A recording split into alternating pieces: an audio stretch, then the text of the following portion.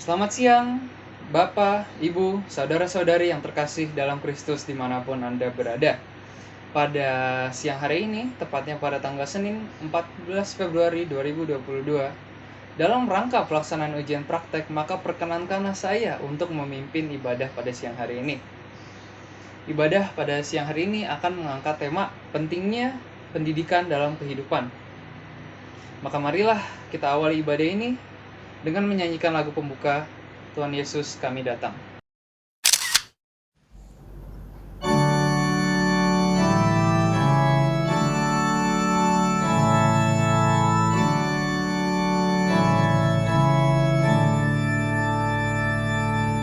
Tuhan Yesus kami datang, memuji dan bersyukur pada Bapa bersamamu. Kau mengorbankan dirimu sampai wafat di salib demi Bapa untuk kami. Jadikanlah hidup kami satu dalam kurnia-Mu bagi Bapa bersamamu.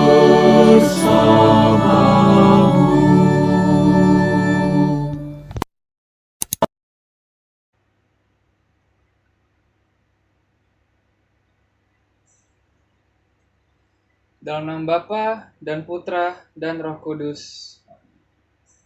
Semoga rahmat Tuhan kita Yesus Kristus, cinta kasih Allah, dan persekutuan Roh Kudus selalu bersamamu. Saudara-saudari, dimanapun Anda berada, marilah pada siang hari ini kita bersama-sama mengarahkan diri kepada Tuhan untuk bersyukur atas anugerah perutusan yang Dia berikan kepada kita semua.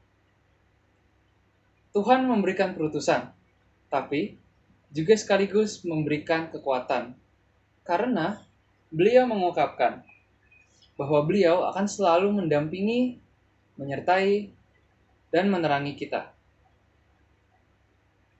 Itulah yang menguatkan dan menghibur kita. Oleh karena itu, mari kita siapkan hati sejenak. Marilah kita mengakui dosa-dosa kita, supaya kita dapat layak merayakan misteri suci ini. Saya mengaku kepada Allah yang Maha Kuasa dan kepada saudara sekalian bahwa saya telah berdosa dengan pikiran dan perkataan, dengan perbuatan dan kelalaian. Saya berdosa, saya sungguh berdosa. Oleh sebab itu saya mohon kepada Santa Perawan Maria dan kepada malaikat orang kudus dan kepada saudara sekalian supaya mendoakan saya pada Allah Tuhan kita.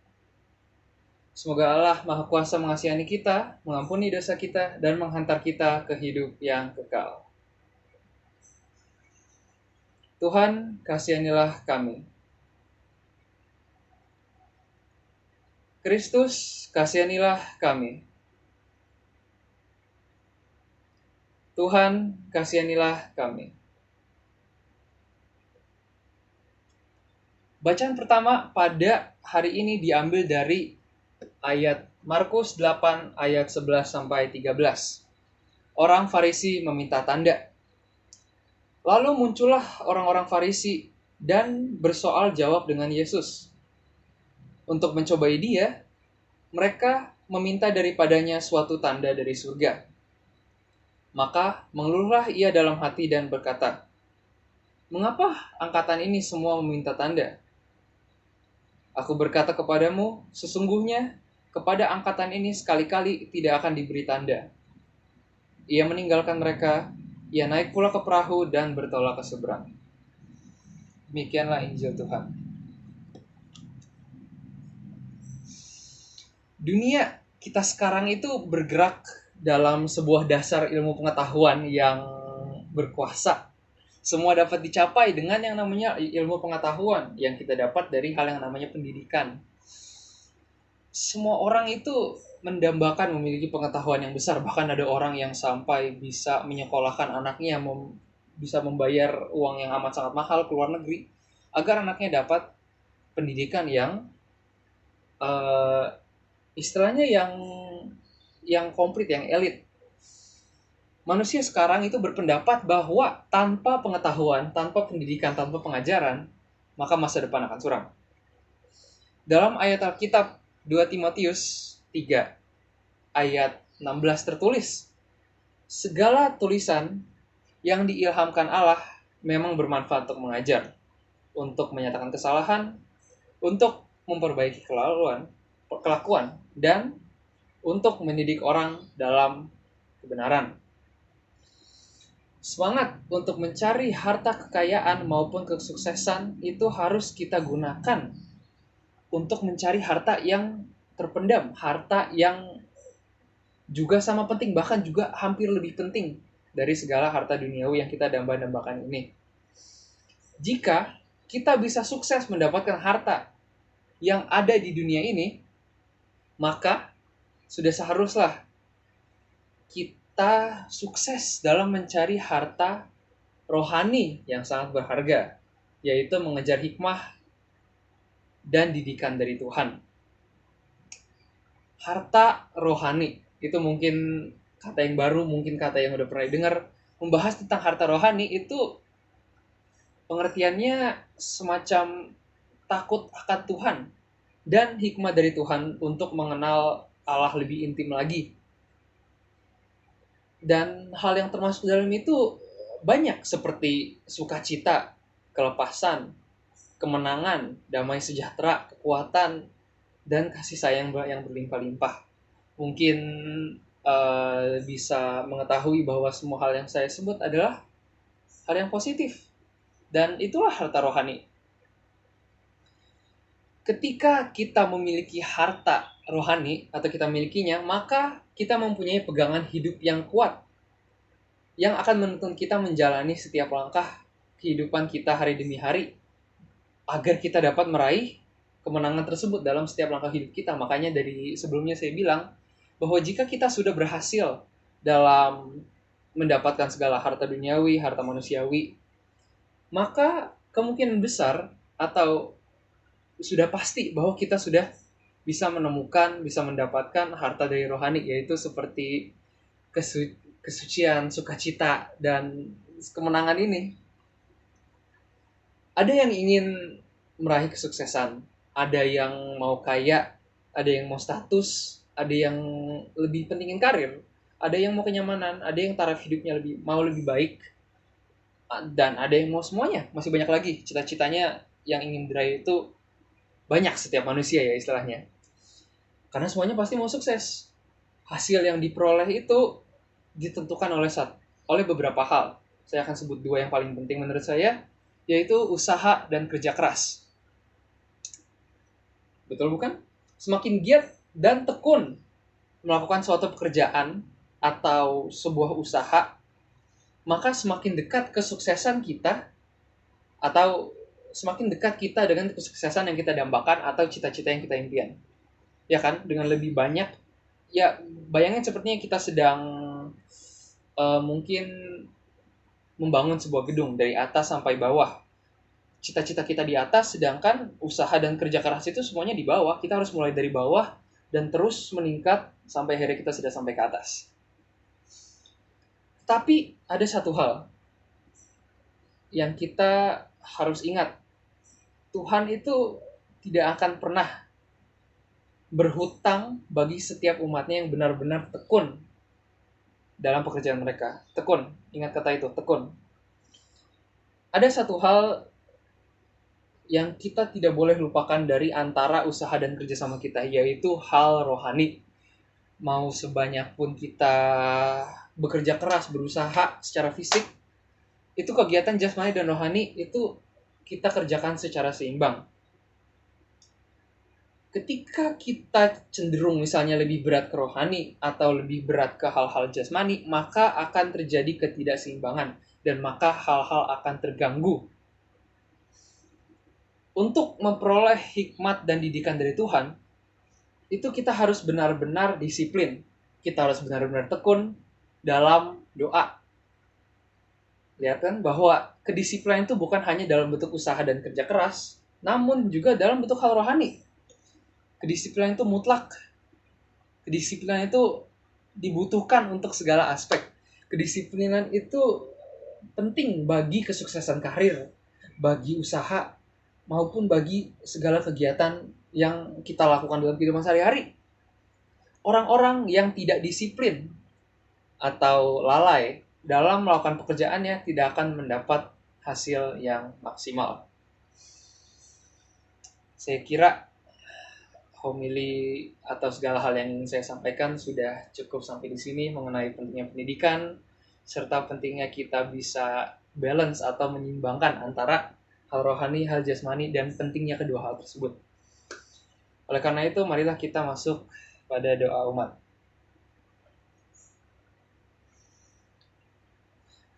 Bagi bangsa Indonesia, ya Bapa, kami berterima kasih kepadamu karena telah diberikan tanah air yang kaya dan subur. Semoga bangsa kami dapat memanfaatkan kekayaan ini dengan sebaik-baiknya untuk kesejahteraan umat manusia di Indonesia. Semoga negara kami dijauhkan dari perpecahan, bencana alam, dan wabah penyakit. Jadikanlah negara kami sebagai negara yang kuat dan dihormati oleh negara-negara lain. Marilah kita mohon, kabulkanlah doa kami ya Tuhan. Bagi pemimpin gereja, ya Bapa, berikanlah kesehatan dan perlindungan bagi para pemimpin gereja yang telah Engkau pilih, yaitu Bapak Suci kami, Paus kami Fransiskus, para uskup, imam, frater, dan para suster. Semoga mereka tetap kuat dalam menjalankan tugas sebagai pelayanan-Mu yang setia. Marilah kita mohon, kabulkanlah doa kami ya Tuhan. Bagi keluarga Rokat SMA 65, semoga kita, keluarga Rokat SMA 65, kian semakin erat, diberikan perlindungan dan dijauhkan dari segala mara bahaya. Semoga Tuhan bermurah hati untuk memberikan kita semua agar kami dapat diberi kemudahan dalam menjalani sisa jenjang pendidikan SMA dan menggapai impian kami masing-masing. Marilah kita mohon, kabulkanlah doa kami ya Tuhan. Marilah kita bersatu dalam doa penutup. Allah Bapa yang Maha Penyayang, kami bersyukur karena Engkau telah selalu menghidupi kami dengan sabda dan roh-Mu. Jadikanlah kami semakin menyerupai Dia yang membebaskan kami, serta setia kepada perutusan kami masing-masing. Demi Kristus Tuhan dan pengantara kami. Amin. Tuhan bersamamu dan bersama roh-Mu. Semoga Allah yang Maha Kuasa senantiasa membimbing, menguatkan, dan memberkati saudara-saudara dimanapun Anda berada. Dan nama Bapa dan Putra dan Roh Kudus. Amin. Marilah kita pergi, kita diutus. Berikut akan dinyanyikan lagu penutup, Aku dengan Bisikan Suaramu, dari Puji Syukur 635.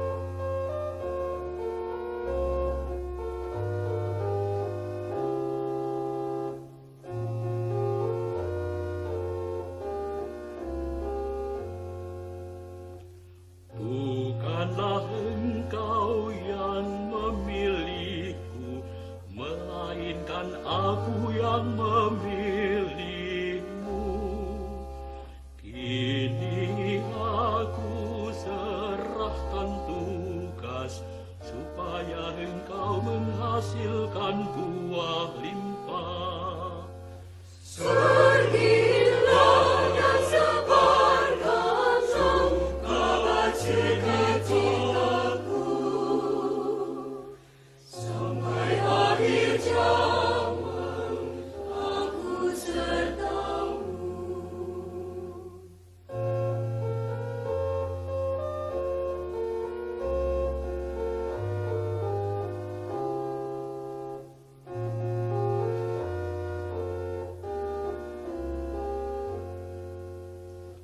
Jangan bimbang dan ragu hatimu, yakinlah aku hadir di sampingmu.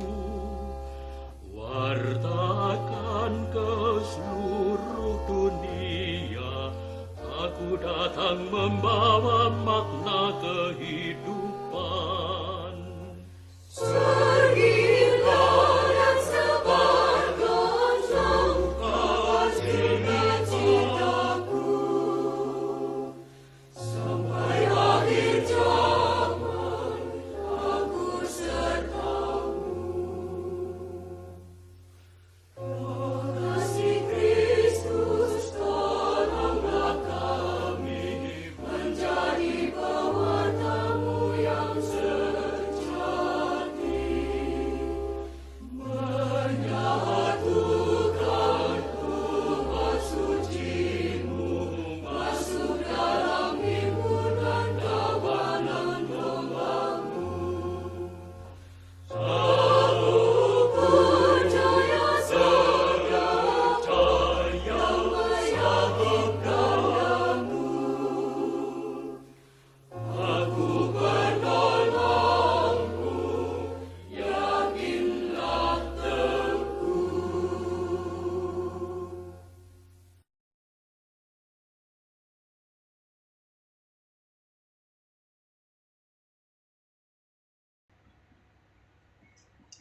Saya kira itu sudah cukup dari saya. Saya ingin mengucapkan terima kasih kepada Bu Lucy karena telah memberikan saya kesempatan untuk menjalankan ujian praktek ini. Mohon maaf jika ada salah kata dalam sepanjang video ini. Sekali lagi saya ucapkan terima kasih. Selamat siang. Tuhan memberkati.